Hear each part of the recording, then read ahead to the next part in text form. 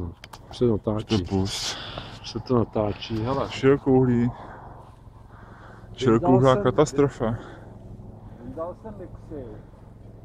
A pak se je zapneš, jo, nebo co? No protože ono, víš, to potřebuji hodně řídit tím asi, nebo jestli to vůbec něco bude dělat.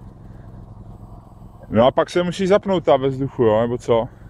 A dám tam skřidílka, hala, to se odlepí na flep. Řekne, jestli mám poslat, nebo ne. Třeba se sám rozjet. Mám to poslat? No, já nevím, možná, že ti to přinese tady pes, ty vole.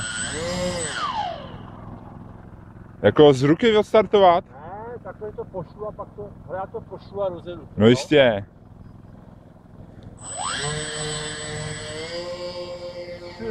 Jo, to zlítlo normálně na 10 metrech, ty vole. Jak se to chová s těma plovákama? Krásně, úplně normálně. Mám si přistát? No hele, nějak si to rozmysli dobře.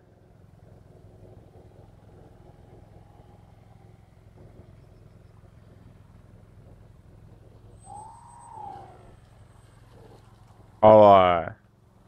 Co? Tak to bylo vymazlený. Trošku couráš prdel ve vodě, ale jinak dobrý. Super. To zatáčí, to je nádhera. Dívej se, hele.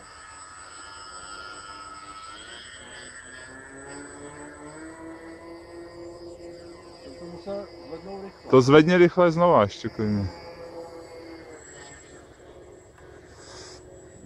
Ale šíro, to je. Dobrý. Jde otázka, jak rychle to nasákne vodu a... To nasáklo vodu. Ten polystyren nasákne. A dítě to je normálně impregnovaný, samozřejmě. No já ti říkám, že nasákne vodu. Tak, děkuji. Děkujeme, odejdete. Jo.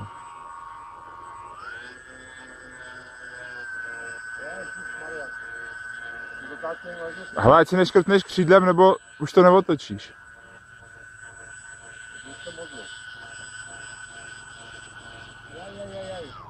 Tak se na to vyprdni.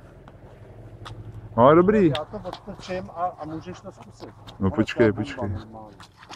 Musí být ten výcvik.